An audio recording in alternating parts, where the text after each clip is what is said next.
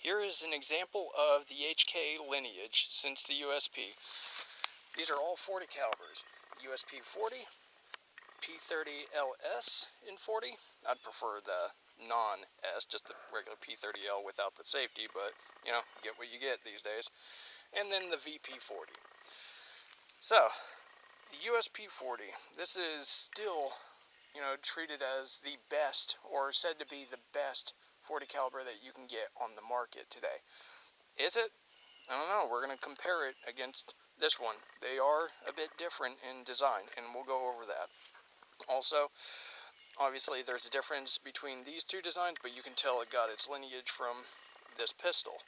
So you can see the VP40 is a direct descendant of the P30. We all know the story of the VP9, how that came around, but you can see that you got grandpa, dad, and grandkid. Alright, let's go ahead and start out with the USP40.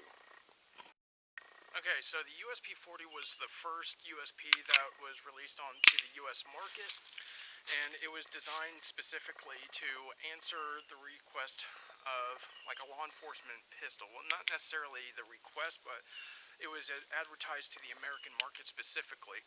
They were trying to take some cues from the concept of having it cocked and locked, the capability of having cocked and locked. For whatever reason, they stuck with a hammer-fired gun. Striker-fired really wasn't a big thing back then, apparently, but you know, HK kind of stuck with it. I don't know the whole thing about like triggers and you know when the double action was popular, why they went with a double action versus some other method, because their VP70 was striker-fired as well. And then of course you had the squeeze cocker, but everything was so expensive, so the idea was affordability, reliability, and ease of use, right? So their recoil mitigation technology, I guess you could call it, is basically just a recoil spring that instead of it just riding on the barrel, it also acts as the camming block as well. But it also prevents it from touching the frame here, because the way that the recoil spring rides inside like so. And you can see that there's a bit of a gap there, right? Well, you can see that this secondary spring right here, this is where the real action is. Of course, this big spring right here is going to have to do with dwell time. So when the pistol does wear over time or it gets used, you got to be aware of the dwell time is very important on making sure that stuff doesn't get stuck in the barrel. Make sure that it has a good cool rate, which is going to have to do with the bigger spring here. Now, when the slide actually hits this piece right here, this big fat piece, it pushes back. You can see how that works. This little piece right here is held against the frame, right there. And then that extra force rearward pushes this recoil spring back. And it's supposed to prevent it from actually touching the frame, lowering the recoil, the felt recoil, and all that other good stuff. Now, let's go ahead and look at it, because in my experience, USP is very top heavy, right? Well, you know, it's not really necessarily a big deal if it's top heavy and it flips. As I've said, I don't care if the thing does a 360-degree flip in my hand. As long as it goes right back on target pretty easy, then it's not really that big of a deal. It really reminds me of, well, not necessarily reminds me, but it's very similar to the 229, the SIG 229, in that it's top heavy and it jumps a bit in 40 caliber, but it goes pretty much right back where it needs to go, and it doesn't really recoil all that bad compared to some other options like the Glock, which didn't really compensate for the mass of the slide that it needed to have, except for the Gen 5 now do. So anyways, let's go ahead and get a look-see on the recoil starting out double action. Alright, so that's just kind of letting it flip and do what it wants to do. Now control. So it bucks a little bit. You know, it is what it is. Now, it doesn't really vibrate in the hand, so it's not like this stuff is actually chewing you up, but you do feel it actually take you up and you can actually see it.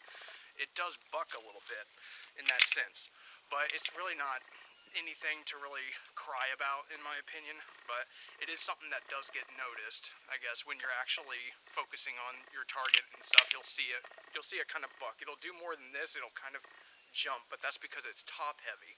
So a lot of people say, oh, it's because your hand is right here, the bore axis is so high. That literally has nothing to do with it.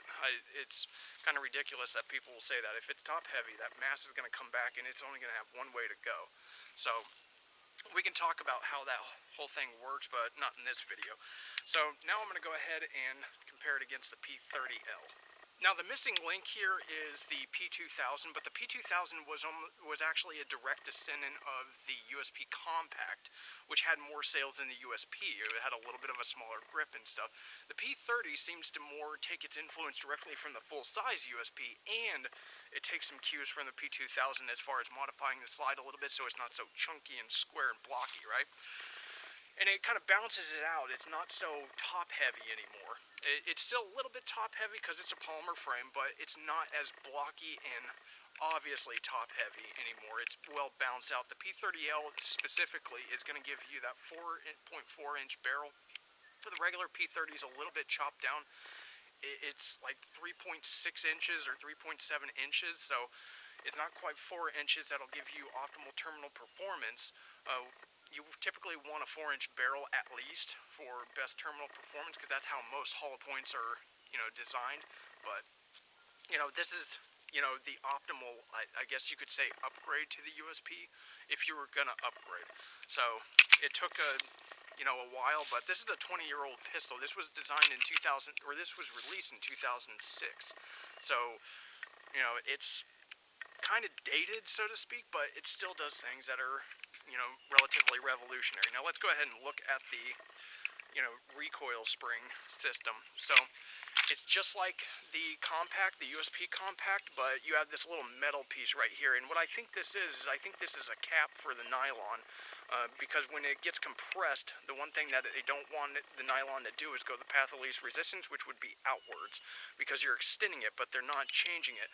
I think that they could have actually designed something to actually act almost like the USP. There is enough real estate to kind of play with it a little bit, so I think they could have actually put a secondary spring in here, like all this mass right here. They could have actually done a secondary spring, in my opinion. But, of course you'd have to let this move, because you can see that it's going to stay exactly where that cross pin is put, and they just took out the mass for the forward most position, because it doesn't push forward as aggressively as it kicks backwards, right?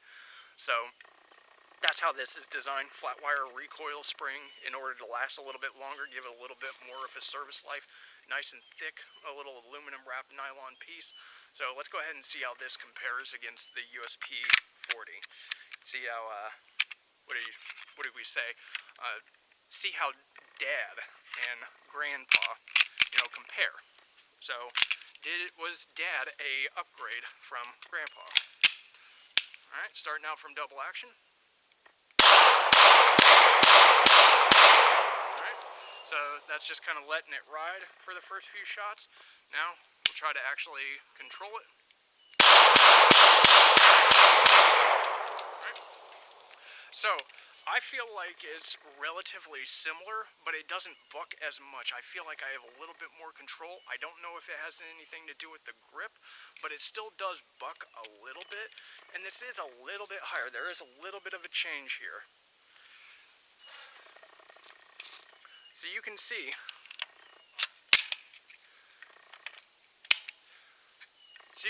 here that the difference between the bore axis is, there is some change there, but I mean, it feels pretty much the same as far as like how much it's wanting to jump, but it's really not that bad. I don't think that it's really, messing up your ability to shoot. They're pretty much on par as far as like performance goes, right?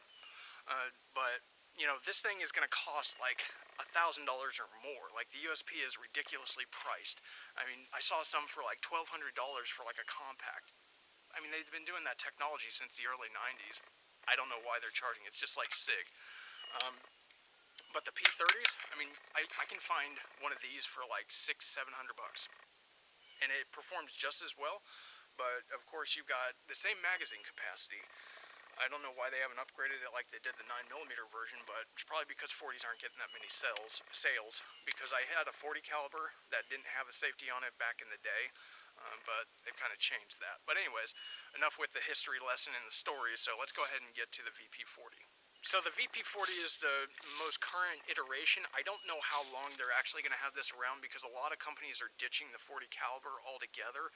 I just think HK, it has a lot of what was referred to as staying power, which I like that term, but it actually holds true because, I mean, the USP is still around and it's, still pretty well favored. Right? I mean, I guess you could say SIGs and Berettas are kind of the same way as far as they have those legacy models, but the USP and the Beretta 92 or M9 are real legacies where they haven't done many upgrades and stuff like that. Like the SIGs, they've actually changed from having that little insert that was like roll pinned in to actually just being milled out, right? So the VP40, I think this will stick around for a good amount of time, at least as long as the 9mm does. It probably just won't be sold as often, or you won't see it as often, so it may go up in price a little bit. I don't know. I don't work for HK, I don't make those decisions. However, this has got a 4-inch barrel, same capacity as the P30, but it's obviously striker fired, right? But she is a bit of a chunky girl, right? So let's go ahead and compare that against the P30. Taking them back to back here, it's not much chunkier as far as overall chunk, but it's going, you can see that there's definitely more mass on this, and you can actually kind of feel it. It almost feels the same as the P30, and you can see how long the P30 is and how much slide there is on the P30 versus the VP40. But it's staying pretty much like the 9mm. It's staying the same dimensions as the 9mm. There's just more mass in the P30. They didn't cut it out. So with the VP40, let's go ahead and see how it compares. Now, it's not really using anything revolutionary. It's darn near the same as traditional striker-fired pistols. As far as the recoil spring operates independently, it's not acting as a cam block. You've got the cam block in here. However, the one X factor that I actually saw in this design is the slide is actually hitting here. It's not actually hitting the cam block or this little insert right here, and it's not butted up against it. There's actually a little bit of space there, so it's actually not hitting it. You can see the cam block's actually not touching that polymer there. So it's like that is a sacrificial piece, like a metal insert, that is designed to be smacked, because you can tell that that is steel right there. You can see the little bit of steel poking out, so it hits like an aluminum or stainless steel insert in order to actually absorb some of that vibration. And I think that's what you're going to notice when you actually shoot one of these things.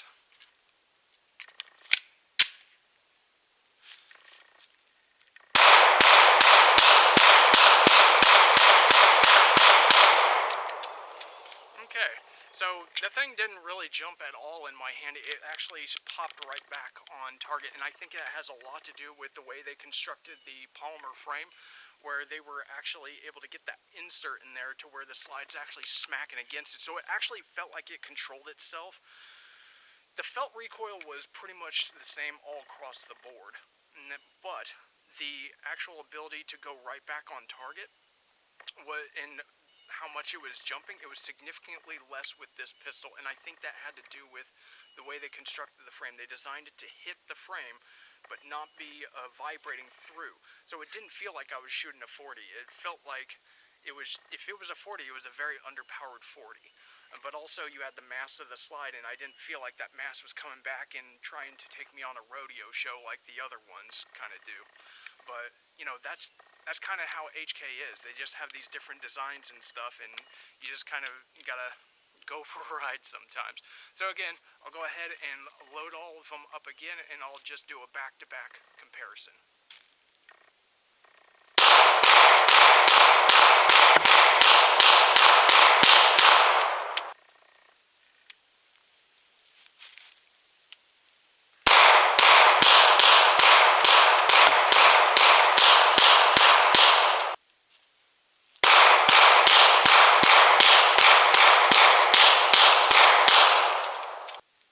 USP40.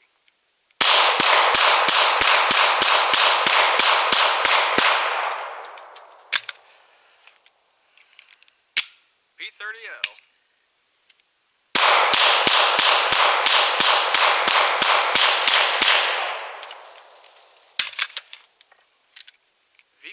USP40.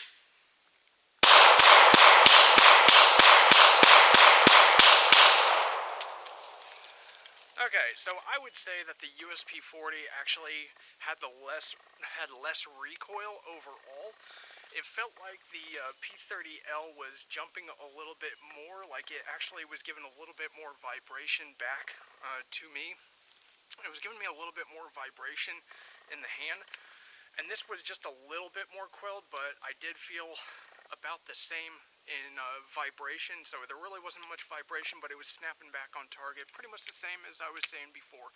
But it felt like the USP40 was really a lot easier to shoot well than the other three here. So even though it was a double action, I was able to crank out rounds.